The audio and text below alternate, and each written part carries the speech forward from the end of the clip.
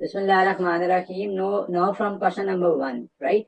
So the restoring force in a simple harmonic motion is constant, is directly proportional to displacement, is inversely proportional to the displacement, is independent of the displacement. So restoring force जो होती है that is also directly proportional to the displacement. ठीक है?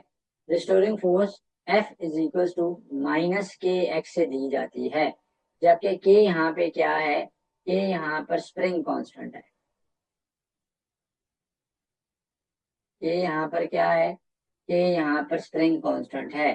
सो के is the value of spring constant. एक ऐसा spring जो कि स्लिंकी है उसका कांस्टेंट की वैल्यू स्मॉल होगी। ऐसा स्प्रिंग जो कि थोड़ा सा हार्ड है उसके के की वैल्यू जो है वो ज्यादा होगी। ठीक है ना, उसके के की वैल्यू क्या होगी? ज्यादा होगी। राइट जी। अच्छा, फिर एफ प्रोपोर्शनल टू, इसमें से जब मैं कांस्टेंट को खत्म करूंगा तो F proportional to minus X हो जाएगा। F proportional to minus X हो जाएगा। तो इस बात का मतलब क्या है कि जितनी ज्यादा फोर्स है उतनी ज्यादा डिस्प्लेसमेंट जो है वो स्प्रिंग के केस में क्रिएट होती है। तो अगर आप एक स्प्रिंग को कंप्रेस ज्यादा करोगे, एक स्प्रिंग था उसको मैंने ज्यादा कंप्रेस किया तो रिस्टोरिंग फोर्स भी उसकी ज्यादा होगी, वो ज्यादा फोर्स से बाहर आएगा। और अगर एक स्प्रिंग था, ये उसकी नॉर्मल सिचुएशन है, ठीक है, आप मैंने उसको स्ट्रेच किया हुआ है, ठीक है, जब स्ट्रेच करेंगे तो वो यूं हो जाएगा, स्ट्रेच किया हुआ तो भी उसकी रिस्टोरिंग फोर्स जो है वो क्या होगी? ज्यादा होगी, वो ज्यादा फोर्स से वापस पीछे की तरफ जाएगा। तो ये डिस्प्लेसमेंट है आपकी। ठीक है, ये जो डिफरेंस आया ना उसकी ओरिजिनल लेंथ से उसकी कंप्रेस्ड या उसकी स्ट्रेच लेंथ के अंदर, वो उसके डिस्प्लेसमेंट है। तो इसका मतलब क्या है? इसका मतलब क्या है? इसका मतलब ये है कि फोर्स ज्यादा है तो आपकी डिस्प्लेसमेंट भी ज्यादा है, और डायरेक्टली प्रोपोर्शनल है रिस्टोरिंग फोर्स भी आपके किससे? डिस्प्लेसमेंट से। तो मैंने इसको एक्सप्लेन कर दिया काफी हद तक आप लोगों को, ताकि क्लियर हो जाए। नेक्स्ट क्वेश्चन है time period of a simple pendulum depends upon. So the time period of a simple pendulum is given by t is equals to 2 pi under root L by g. So it depends upon two things: the length of the pendulum, the length of the pendulum. इसका मतलब है कि जितनी ज्यादा length होगी, क्योंकि ये numerator में पड़ा हुआ है तो टाइम पीरियड भी आपका प्रोपोर्शनल हो जाएगा अंडर रूट ऑफ लेंथ के, तो उतनी ज्यादा ही आपका टाइम पीरियड होगा। एंड इनवर्सली प्रोपोर्शनल है आपकी ग्रेविटी के आपके ये इनवर्सली प्रोपोर्शनल है। तो ग्रेविटी के अंडर रूट के ये and is inversely proportional to the under root of g आ जाएगा। तो यहाँ पे हमारे पास क्या है? Time period of a simple pendulum depends upon mass of the bob. No, कहीं पे भी इसके फॉर्मूला में मास ऑफ द बॉब जो है वो इन्वॉल्व नहीं है, मास ऑफ द बॉब नहीं है। ठीक है, so it is independent of the mass of the Bob. Amplitude भी कहीं पे नहीं है। लेंथ ऑफ द पेंडुलम के ऊपर ये डिपेंड कर रही है। एल जो है लेंथ ऑफ द पेंडुलम के ऊपर time period of a simple pendulum depend करता है। एयर प्रेशर पे भी डिपेंड नहीं करता। तो correct answer is option C. If the mass of a bob of a simple pendulum is double at its time period is. तो इसी concept को मैंने क्वेश्चन 2 के बाद क्वेश्चन 3 में इस कॉन्सेप्ट को डेलिबरेटली पूछा है। उसकी रीजन ये है कि ये क्वेश्चन बहुत दफा मैंने एग्जाम्स में देखा है। ठीक है, ये क्वेश्चन हमारे एग्जाम में बहुत दफा देखा है मैंने कि सिंपल पेंडुलम के केस में हमने मास ऑफ द बॉब को डबल किया, हाफ किया, या मास ऑफ द बॉब से क्या फर्क पड़ेगा। देखें, मैंने फॉर्मूला को लास्ट क्वेश्चन में यूज किया है, राइट डाउन किया आपके लिए कि that is T is equal to 2 pi under root L by g. इसमें कहीं पे भी मास नहीं है। तो इस फॉर्मूला में कहीं पर भी मास प्रेजेंट नहीं है। तो एम नहीं है, मास नहीं है इसमें। एम मास जो है वो इसमें कहीं पे भी प्रेजेंट नहीं है। तो इसका मतलब क्या है कि जो पेंडुलम है उसका जो टाइम पीरियड है it is independent of the mass. तो मैस से उसका कोई ताल्लुक नहीं है। तो मैस को कम करें या मैस को ज्यादा करें, जो आपका टाइम पीरियड है वो सेम रहेगा। मैं लास्ट क्वेश्चन में एक्सप्लेन कर चुका हूँ कि टाइम पीरियड जो है ना वो लेंथ के ऊपर एंड ग्रेविटी के ऊपर डिपेंड करेगा। Which are the following is a condition of simple harmonic motion. तो सिंपल हार्मोनिक मोशन की कंडीशन को फर्स्ट क्वेश्चन में मैंने ड्राइव भी किया था, वहां पे मैंने आपको बताया भी था इस सेट में कि F is proportional to minus X. तो फोर्स जो है वो प्रोपोर्शनल है किसके? माइनस ऑफ एक्स के, डिस्प्लेसमेंट के। एंड माइनस साइन ये बता रहा है कि it is always directed towards the mean position. It is always directed towards the mean position, हमेशा मीन पोजीशन की तरफ डायरेक्टेड है ये। F is proportional to minus X, it is always directed towards the mean position. Which of the following quantities remains constant in a circular motion?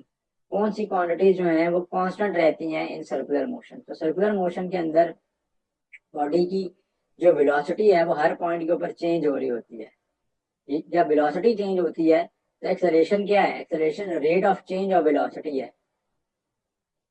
तो इसका मतलब है आपकी एक्सेलरेशन भी चेंज होती है। And momentum is the product of mass and velocity. तो जब आपकी वेलोसिटी हर पॉइंट के ऊपर डिफरेंट है तो मोमेंटम भी चेंज होगा हर पॉइंट पर। तो the only quantity which will remain constant from these given options will be the speed. Velocity क्यों चेंज होती है? जब एक बॉडी सर्कुलर मोशन एग्जिबिट कर रही है तो हर पॉइंट के ऊपर उसका जो डायरेक्शन है वो चेंज हो रही है। ठीक है, इस पॉइंट के ऊपर उसकी डायरेक्शन अगर मैं टेंजेंट ड्रॉ करूं तो यूं है, इस पॉइंट के ऊपर अगर मैं ड्रॉ करूं तो उसकी डायरेक्शन ये है। सिमिलरली हर पॉइंट के ऊपर डायरेक्शन जो है वो तो टेंजेंट से दी जाएगी। तो वेलोसिटी तो क्या है? वेलोसिटी तो वेक्टर क्वांटिटी है। वेलोसिटी क्या है? वेक्टर क्वांटिटी है। और वेक्टर क्वांटिटीज में क्या होता है हमारे पास कि डायरेक्शन मैटर करती है। तो वेलोसिटी तो हर पॉइंट पे सर्कुलर मोशन में चेंज होती है। जब वेलोसिटी चेंज हो रही है तो एक्सेलरेशन भी चेंज हो रही है, मोमेंटम भी चेंज हो रहा है, क्योंकि वो वेलोसिटी के ऊपर दोनों डिपेंड करते हैं। स्पीड जो है वो इंडिपेंडेंट रहेगी, इसलिए करेक्ट आंसर इसका ए बनता है। Centripetal force always act towards the centre of the circle. Centripetal force जो होती है वो बॉडी को इनवर्ड खींचती है। अगर एक बॉडी सर्कुलर मोशन में मूव कर रही है तो सेंट्रीपिटल फोर्स क्या करेगी? वो इसको towards the centre of the circle करेगी, towards the centre of the circle करेगी। तो towards the centre of the circle होगा ये। तो centripetal force always act towards the centre of the circle, और the centripetal force always acts inward, inward act करती है। A body moves in a circle of radius 2 meter with a speed of 4 meter per second. Find the centripetal acceleration. तो एक body है जो कि r radius 2 metre के अंदर and v of 4 metre पर सेकंड के साथ मूव कर रही है, सर्कुलर मोशन एग्जिबिट कर रही है। तो हमने बताना है उसकी सेंट्रीपिटल एक्सेलरेशन क्या होगी। सेंट्रीपिटल एक्सेलरेशन का फॉर्मूला क्या होता है? v square by r। तो v स्क्वायर इज 4 का square divided by r, here is 2, 16/2 आ जाएगा। 16/2 क्या आएगा? 8 मीटर पर सेकंड के आंसर आ जाएगा। अब force is defined as the rate of change of distance, product of mass and velocity, no rate of change of momentum. Yes, force को आप rate of change of momentum की form में exhibit कर सकते हैं। मैं पहले सारे ऑप्शंस को एक्सप्लेन करता जाता हूँ, ठीक है, और आपको पता चलता जाएगा कि कौन सी चीज क्या है और कौन सी चीज क्या नहीं है। तो rate of change of momentum क्या होता है?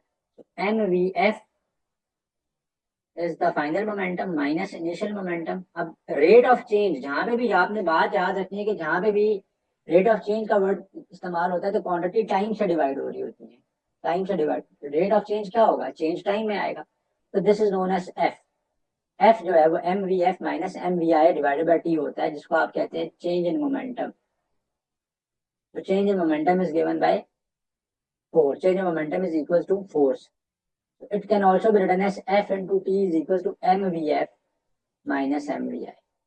अब ये जो प्रोडक्ट है ना, ये प्रोडक्ट इम्पल्स कहलाता है। अगर इम्पल्स रिलेटेड MCQ आ जाए तो ये भी कॉन्सेप्ट पता होना चाहिए और प्रीवियस पेपर्स में आता रहा है। तो F into T क्या होता है? इम्पल्स होता है। F into T is impulse and MVF minus MVI क्या है? चेंज ऑफ मोमेंटम है। तो चेंज ऑफ मोमेंटम जो है वो इम्पल्स के बराबर है। तो चेंज ऑफ मोमेंटम क्या है? इम्पल्स के बराबर है। और इम्पल्स क्या है? Product of force and time है। जबकि rate of change of momentum किसके बराबर है? रेट ऑफ चेंज जो है वो फोर्स के इक्वल है। रेट ऑफ चेंज की निशानी क्या है कि नीचे टाइम होगा। तो option C here is the right answer.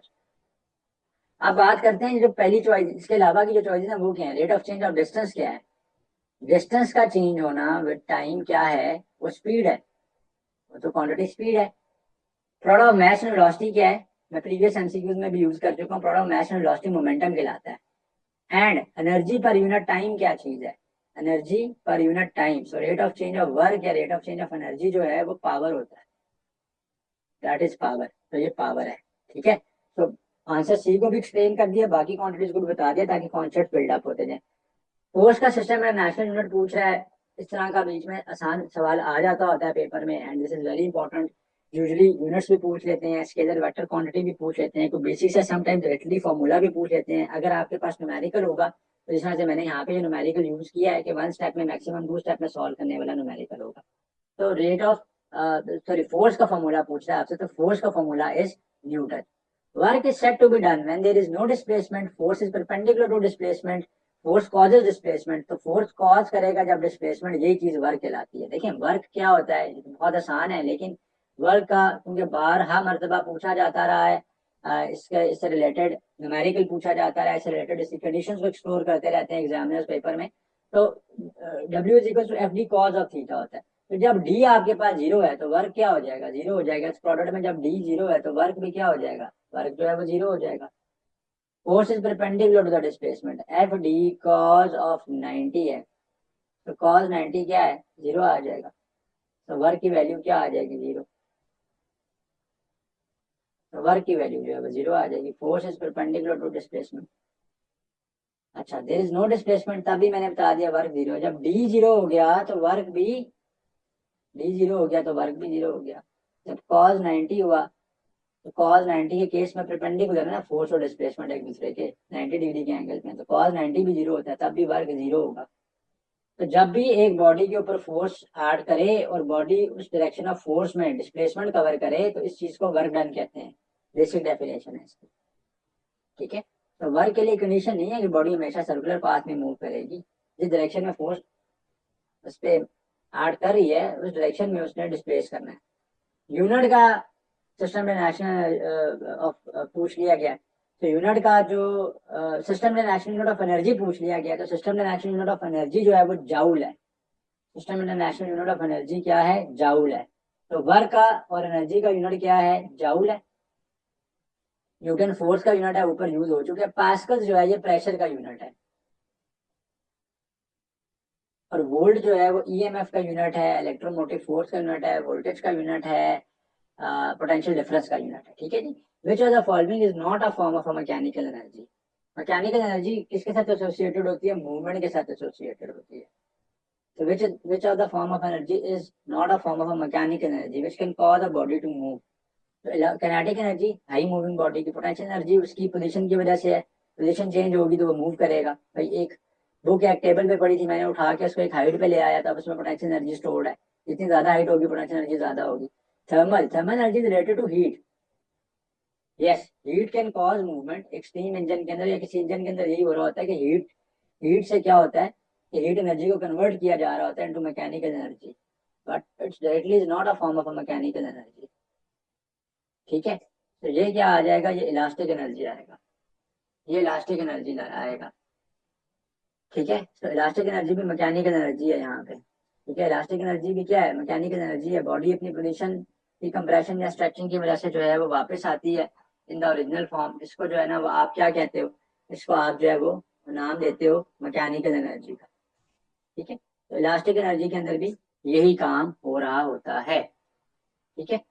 अच्छा जी, तो नेक्स्ट क्वेश्चन के ऊपर हम लोग चलते हैं। नेक्स्ट क्वेश्चन इज, एक सेकंड चलिएगा, स्क्रीन जो है हो गई।